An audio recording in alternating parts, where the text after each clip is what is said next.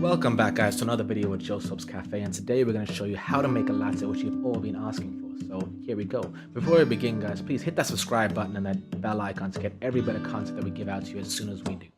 And also guys, like this video and share it to everybody you know, then pop over to our Facebook page and like us there. And while you're at that, go to our Instagram page and follow us there at Joseph's Cafe. You're going to love it. And today guys, this video is special because not only is it how to make a latte, the home You edition. tell me speak my mind, but I can't tell you what's inside. Even if I tried, and no, that's not a shielding lie. I just legit don't know what way I want this to go. You think I'd have learned from before that I couldn't. Alright guys, so guys, this is the machine that I have, right? And it's the very low grade kind of modest machine, but you know what? It does for a home edition, as I've said. It takes a while to heat up, you wait for this light to turn green, but while that happens, guys, I'm going to show you exactly what I use to make my coffees. So at first, guys, what I have this pitcher, which is a porcelain one. It should be a metal one so you can take the temperature better, but you know what? This is what I have for the moment. Got my glass to pull my shot in, my beans, my DBZ cup, you know how it is. And I also got my portafilter, which is a double shot filter. I also have a one shot on the side, but I like to use double shots for everything that I have.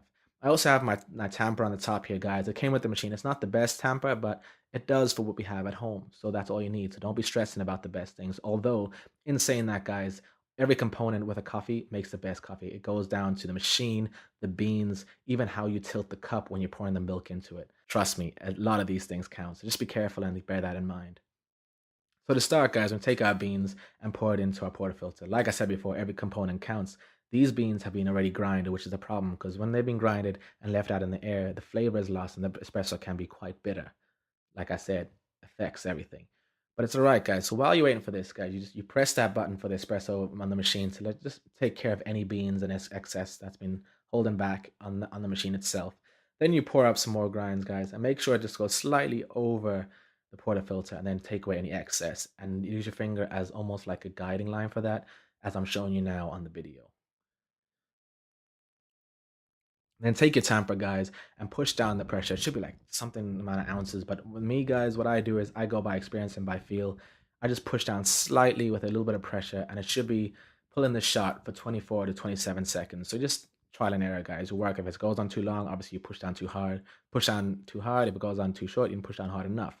With this particular machine, however, though, it only pulls for 12 seconds because it's a smaller machine and it's low grade. If you go any longer than that, with this machine, it kind of makes the espresso very foamy and not as strong. If it's too short, no water comes out at all, which is a problem. But like I said, home edition is gonna have some problems regardless. And again, like I said, the components would affect the taste, like this very one right here.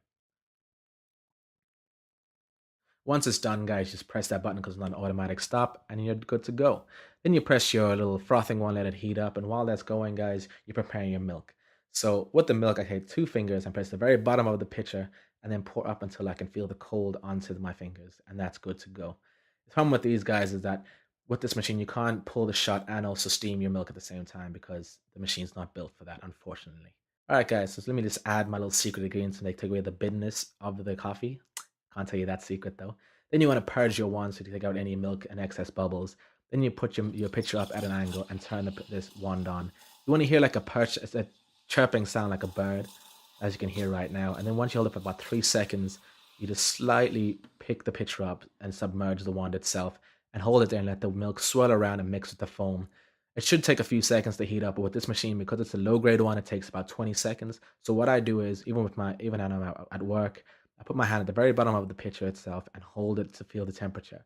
And once I can't hold this bottom anymore, I take my hand away, count to three, and switch off the wand itself, and keep the pitcher up there for just about 2 seconds to let the milk settle a little bit. As I said before, guys, it's quite annoying with this one that's so slow, but you know what? As a home edition, it works very well. And then you tap on the bottom, get rid of any bubbles, and shake it around, leave it there for 20 seconds, and then purge your wand once again to get rid of any excess. Now the best part, guys, this is how you hold the pitcher itself. That's how I like to hold it because it's good control for it. One finger on either side with the thumb on the side as well. And then you hold your cup at a nice angle so that the espresso can have a good reservoir and a deep reservoir at that as well. So when you're pouring the milk into the cup, you want to aim for the deepest part of the espresso so that it doesn't clash and that it mixes very well into the espresso and has a clean canvas. What I like to do is I like to swirl it around 3 times to get a good even mix of it up to the 3/4 of the cup. Then I want to bring the pitcher really close to the cup, so and then squiggle it around a little bit so that you can get the foam on out and make good latte art. And there you have it, guys. That's the best way that I can describe how to make a latte. Again, guys, there's a lot of components that can affect this in terms of the pitcher and the heat of the milk and the how the water flows in the machine and the specific beans that you use. It's quite hard to make it right, but for a home edition, guys, that's all you need. And I know there's a lot to take in, guys, so just go back and slow it down if you want to watch that again. And also, guys, thank you very much for everything. And you know what? Don't forget to subscribe, as I said before, and like us. And also, if you have anything else you want us to do, like how to make a cappuccino or anything, let us know and we'll hop on that as soon as possible. I look forward to seeing you guys in the next one. So thanks, guys, for watching, and let us know what you want to see next.